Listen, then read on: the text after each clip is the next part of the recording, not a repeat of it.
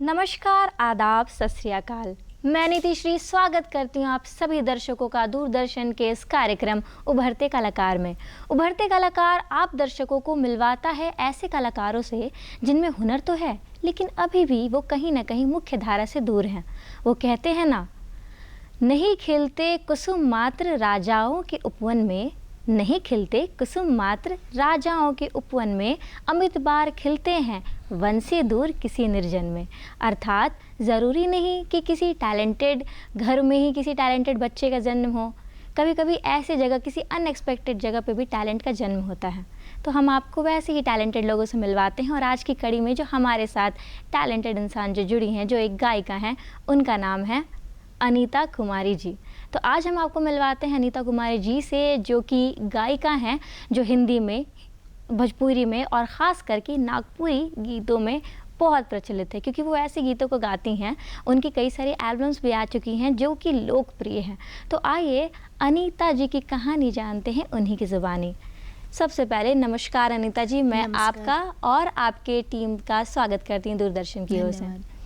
तो अनीता जी, सर अपनी कहानी बताइए हमारे दर्शकों को कि आपके जीवन की क्या कहानी है और अनीता जी कौन है? मेरे जीवन की कहानी बहुत सारे उतार चढ़ाव से शुरू होती है और कभी कभी ऐसे टर्न भी लाइफ में आए कि लगा कि कुछ नहीं हो पाएगा, लेकिन इसमें अहम रोल मेरी माँ का रहा है, जिनकी वजह से आज अनीता यहाँ बैठी हुई है, आपसे बात कर रही है, रूबरू हो रही है। ये मेरी माँ की देन है। और मैं कोशिश करती हूँ हिंदी गाना गाने की, भोजपुरी और नागपुरी, जो मैं उसमें एल्बम भी करती हूँ। मेरा खुद का एक प्रोडक्शन भी है, अनुप्रिया प्रोडक्शन, उस बहुत सारे गाने भी आते रहते हैं। तो बस मेरी शुरुआत ऐसे ही हुई है जर्नी।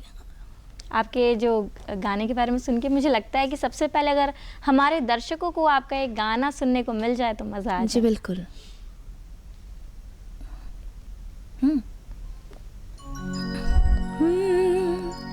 ये मेरे खुद के एल्बम का सॉन्ग है, मैंने खुद ही गाया है।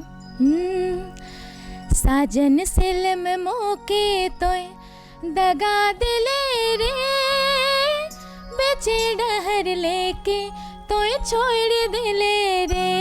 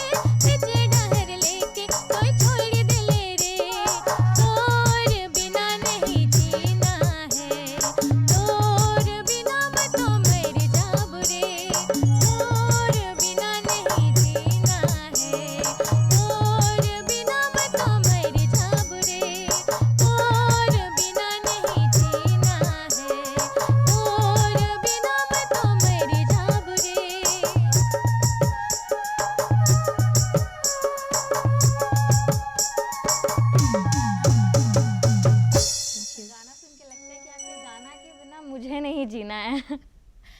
वैसे जब आपने बताया था अपने कहानी के बारे में तो आपने जिक्र किया था अपनी माँ का। जी। तो आपकी माँ की क्या भूमिका रही है आपके जीवन में?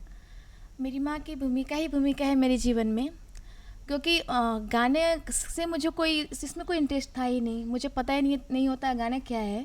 बस खेलती रहती इधर उधर। तो मम्मी थी, कभी ऐसे ही मंदिर चली गई पड़ोसियों के साथ, तो वहाँ पे एक सिंगर बैठ के गाना गा रही थी मंदिर पे, जिनका नाम है ज्योति साहू। बहुत अच्छी सिंगर है वो, झारखंड की। उनको देख के मेरी माँ को लगा कि काश मेरी बेटी भी गाना गाए। तो वो उनको देखकर फिर मेरी माँ घर आई और मुझे बोला कि एक लड़की आई थी, बहुत अच्छा गाना गा रही थी और वो लोग बहुत झूम रहे थे उसकी बातों पे और उसके गानों पे। तो मम्मी उसके बाद से क्लास स्टार्ट मेरा करवा दी। तो धीरे धीरे धीरे आ गया। और ऐसे स्कूल में गाया करती थी तो टीचर से भी मम्मी को सुनने को मिलता था कि आपकी बेटी अच्छा गाती है, अगर इसको सिखाएं तो बेटर होगा। तो बस ऐसे ही स्टार्ट हो गया सिंगिंग का। फिर अभी बैठी हूँ, गाना गा रही हूँ। तो मतलब आप कब से गाना गा रही हैं और इस फील्ड में हैं? इस फील्ड में मैं हूँ जब मैं 6 या 7 साल की थी, तब से अच्छा। मैं गाना गा रही हूँ। और तब से कंटिन्यूअस आप गाना गा रही हैं? कंटिन्यूसली तो रहा नहीं। अच्छा। मैंने 2009 में पढ़ाई की वजह से छोड़ा था। उसके बाद फिर 2019 में मैंने फिर से स्टार्ट किया। बहुत बड़ा गैप, उसके बाद फिर शुरू। हाँ, आफ्टर 10 इयर्स बहुत साल का गैप रहा। लेकिन कहते हैं ना, जिसके संगीत से जिसका रुझान वो छूटता नहीं है। बात तो बिल्कुल बस सही वही है। बात है। तो इसी बात पे आपका एक और गीत सुनने को मिल जाए। जी बिल्कुल। ये भी मेरे ही एल्बम का है। जोड़ा मंदिर जोड़ा ढोल बाजे गेला, अखरा में सजना मोर नाचे देला। हो रे पिया पिया पिया बुलबो तोरी झला गेला, पिया पिया बुलबो मोर चेहरा खिलेला।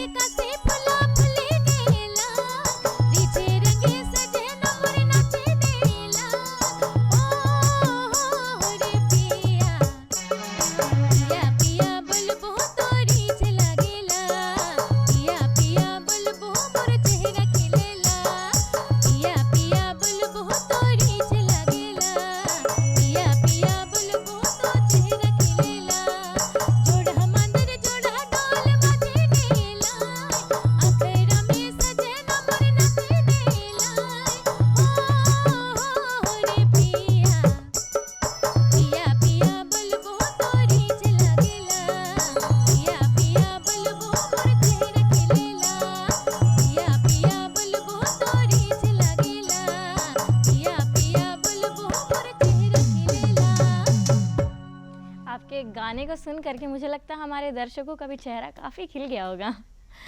अब आपने जैसे बताया कि आपने अपनी पढ़ाई के लिए छोड़ा था बीच जी। में, 10 साल का आपको गैप मिल गया, तो आपने क्या पढ़ाई की उस बीच में?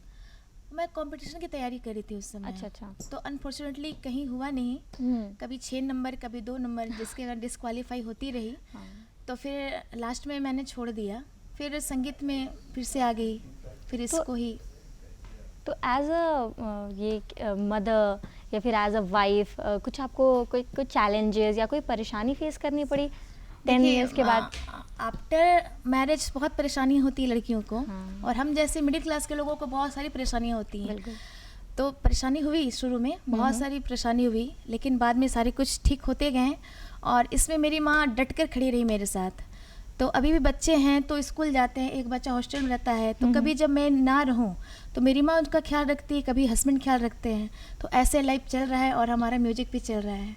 तो मतलब कहने का कि सारा कुछ बैलेंस होता ही जा रहा है। यानी आपके कहने का मतलब है कि औरतों में इतनी शक्ति होती है कि जी, सब कुछ बैलेंस, जैसे आपकी हाँ। माँ ने आपका साथ हाँ। दिया, तो मतलब ये काफ़ी अच्छी बात आपने बताई कि अगर सपोर्ट रहे। तो ऐसा भी हुआ होगा कि कुछ लोगों ने सपोर्ट नहीं भी किया होगा आपको किसी हाँ, मोड़ पे? बहुत सारे लोग हैं कि हाथ छोड़ा के जैसे भाग जाना, उस तरह का सिचुएशन आया है। कभी कभी लगता था कि क्या हो रहा है, मैं कुछ कर पाऊंगी या नहीं, कि लाइफ ऐसे ही चला जा रहा है। जैसे कि मुझे शुरू से लगा कि हाँ मेरी कुछ पहचान हो, लोग जाने, ताकि मैं मर जाऊँ तो लोग जाने कि हाँ वो थी। हाँ। मेरे में ये बचपन से ख्याल रहा है। तो इसकी वजह से मुझे कभी बहुत टेंशन होता था कि क्या होगा क्या नहीं। लेकिन माँ का जब सपोर्ट मिला, कहते हैं ना कि जब माँ खड़ी रहे साथ में तो सारा कुछ आसान लगता है, क्योंकि माँ से बढ़कर दुनिया में कोई है भी नहीं और कोई हो भी नहीं सकता। जी बिल्कुल। तो इसीलिए मेरी माँ का सपोर्ट हर पग में रहा है, जिसकी वजह से मैं आज खड़ी हूँ, गा रही हूँ। जो भी थोड़ा बहुत जो भी मेरी पहचान है, इसका सारा क्रेडिट मेरी माँ को जाता है। मतलब हमारे जो दर्शक देख रहे हैं, आपकी माँ देख रही होंगी वहाँ बैठ करके आपको, हाँ। तो उनको कितना गर्व महसूस हो रहा होगा कि आप वहाँ यहाँ बैठी हैं। हाँ, उनको पता चला कि यहाँ आना है तो पहले से बहुत खुश है। तो उनकी खुशी के लिए उनके लिए एक गीत हो जाए। जी बिल्कुल।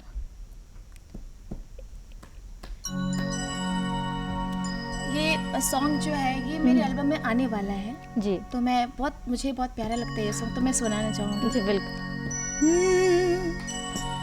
तोरे रूप देखी के देखते रह गेलो, मोए तो सनम रे तोरे में खोए गेलो, तोरे में खोए गेलो।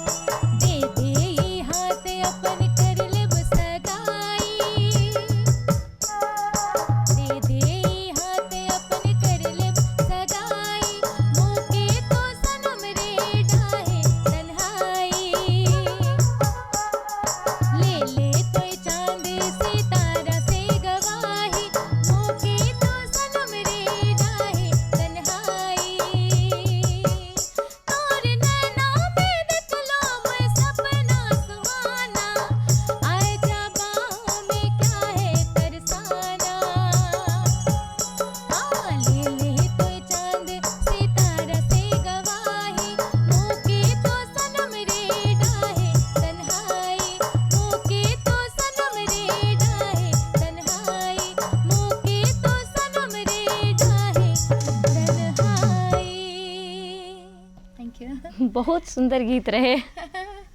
शुक्रिया। मैंने जैसे कि आपने बताया कि आप परफॉर्मेंस वगैरह भी करते हैं जी। कहीं जगह जाके, ऑर्केस्ट्रा वगैरह में भी, तो आपका क्या टाइमिंग रहता है? जैसे रात में भी आपको परफॉर्मेंस करनी होती है? हाँ, कभी कभी जैसे नागपुरी शोज जो होते हैं वो रात भर का चलता है, 10-11 बजे स्टार्ट होता है, वो 5 बजे तक चलता है। अगर ऑर्केस्ट्रा हुआ हिंदी होता है तो वो 12 बजे एटलीस्ट ख़त्म हो ही जाता है। ओके। हाँ, तो अब ज़्यादा अगर बढ़ा तो 1 बजे, उससे ज़्यादा नहीं जाता, तो थोड़ा सा टाइम लगता है नागपुरी प्रोग्राम में। नागपुरी प्रोग्राम में हाँ, टाइम लगता है। हाँ। तो फिर रात में फिर आप फीमेल हैं, फिर क्या कुछ आपको प्रॉब्लम्स होती हैं या फिर सब कुछ कंफर्टेबिलिटी के साथ हो जाता एक है? बेनिफिट है कि इस लाइन में कि अगर आप हैं, आपको कोई बुलाया है, हाँ जी। तो आपको गाड़ी प्रोवाइड करता है, साथ में लेकर जाएगा, साथ में घर छोड़ देगा, ड्रॉप कर देता है, तो उसका कोई टेंशन नहीं, डर कहीं नहीं, कोई टेंशन नहीं है। कोई टेंशन नहीं, किसी चीज़ बिल्कुल का नहीं। नहीं है, अब कोई चैलेंजेस उसमें कोई नहीं? चैलेंज नहीं, बिल्कुल तो अच्छा है। लाइक मुझे आपसे बात करके इतना पॉजिटिव फीलिंग आ रहा है इस चीज़ को लेकर के कि जो लड़कियां हैं आज इस समय में जा कर के अपने जो टैलेंट है उसको शो कर सकती हैं। It's a very nice thing, कहने का मतलब ये है। तो फिर आपको ऐसे भी कभी जैसे पढ़ाई के टाइम में तो पढ़ने में आपको बहुत रुचि थी या फिर आपको लगता है कि नहीं मैं सॉन्ग की तरफ ऐसे जाऊँ? नहीं, मैं पढ़ाई में भी बहुत अच्छी थी, टॉपर थी। अरे वाह। और आफ्टर पापा की जब डेथ हो गई तो थोड़ा सा बैलेंस डगमगा गया। हाँ। तो उसके बाद से 8 क्लास से थोड़ा सा मेरा रिजल्ट 60%, 50% ऐसे होते गया। तो वो प्लस पॉइंट, मतलब माइनस पॉइंट आप कह सकते हैं कि लाइफ में वो गया फादर के बाद। जब वो थे तो टॉप ही होती थी ऑलमोस्ट हमेशा। तो ये अच्छा था, लेकिन उनके बाद मतलब लगा कि तो ये जो संगीत था ये हमारा रोजी रोजगार था उस समय। अच्छा इससे हमारा घर चलता था। अच्छा। हम 3 भाई बहन थे, तो भैया भी छोटे थे, हम भी छोटे थे, तो हम तो उस समय शोज वगैरह होता ही था तो करते ही थे। लेकिन भैया भी छोटे थे तो कुछ कर नहीं पाते थे। तो उनके साथ भी ऐसा प्रॉब्लम हुआ कि 9th में ही उनको मैट्रिक, हमारे जो टीचर लोग थे वो मिलके मैट्रिक उनको करवाया गया। तो उनका वो हो गया, फिर वो फौज में चले गए, तो हमारा घर का बैलेंस बहुत ठीक हो गया आपकी। लेकिन जब हम लोग छोटे थे, पापा मात्र 11 साल की उम्र में डेथ कर गए, तो बहुत सिचुएशन बहुत ही बुरा था। तो ये संगीत उस समय से हमारा साथ दे रहा है। तो वैसे जो संगीत है क्या कहूँ, आपकी जो कहानी है सुन करके अंदर से एकदम से लगता है कि कुछ रूह काँप रहा है। वैसे थोड़ा सा माहौल को नॉर्मल करने के लिए एक संगीत आपका और हो जाए एकदम फटाफट से।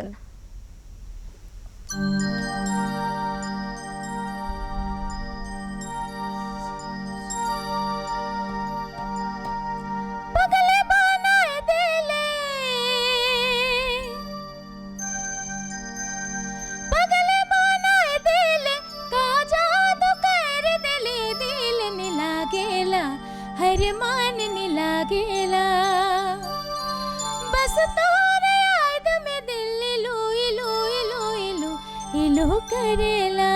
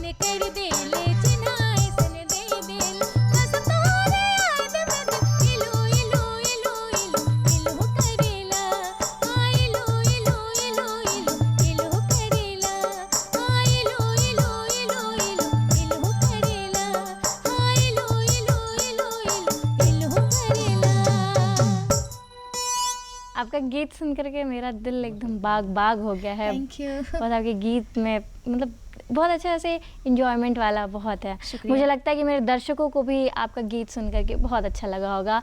सबसे पहले मैं आप सभी का धन्यवाद करती हूँ हमारे इस कार्यक्रम में आने के लिए। शुक्रिया। तो दर्शकों, आपने देखा कि आज कैसे अनीता